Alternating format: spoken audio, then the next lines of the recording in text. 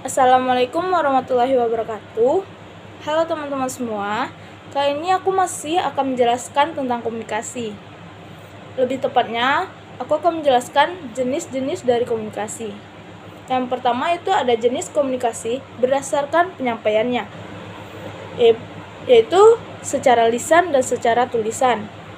Komunikasi yang dilakukan secara lisan merupakan komunikasi yang kita lakukan secara langsung, atau kita langsung bertatap muka dengan orang tersebut.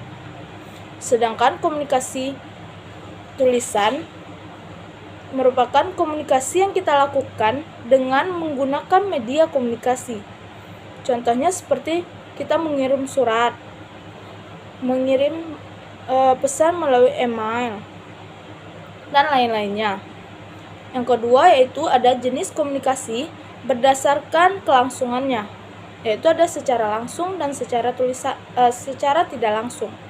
Sebenarnya secara langsung dan tidak langsung ini sama saja dengan secara lisan dan tulisan.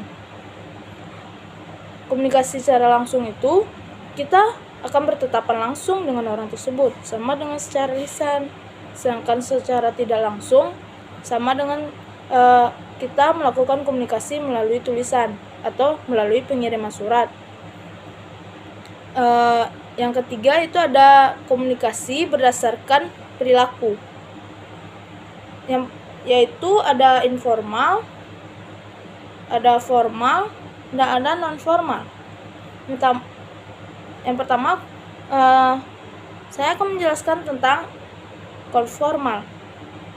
Komunikasi formal merupakan komunikasi yang dilakukan antar perusahaan atau organisasi yang tata caranya telah diatur.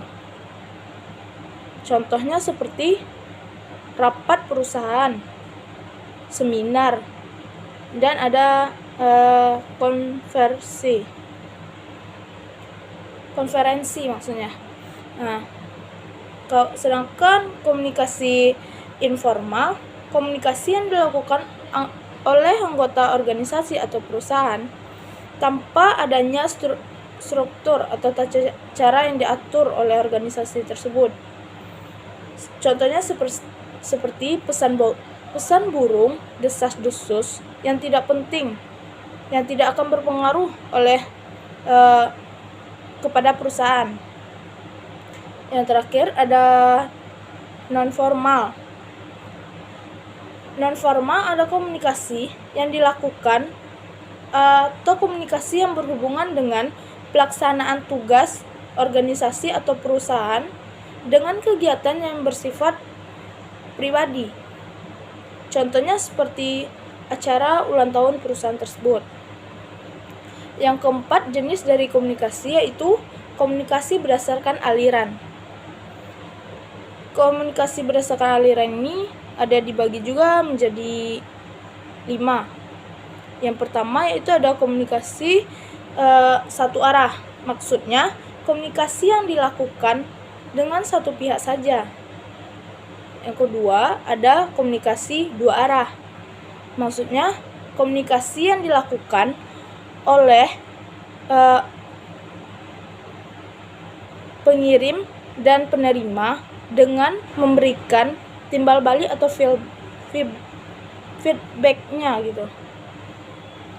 Yang ketiga ada komunikasi ke bawah. Maksud komunikasi ke bawah ini komunikasi yang berasal dari atasan kepada bawahan. Sedangkan komunikasi ke atas merupakan komunikasi yang berasal dari bawahan kepada atasan. Dan yang terakhir ada komunikasi yang ke samping. Maksudnya komunikasi ke samping ini komunikasi yang dilakukan oleh beberapa orang yang memiliki kedudukan yang sama.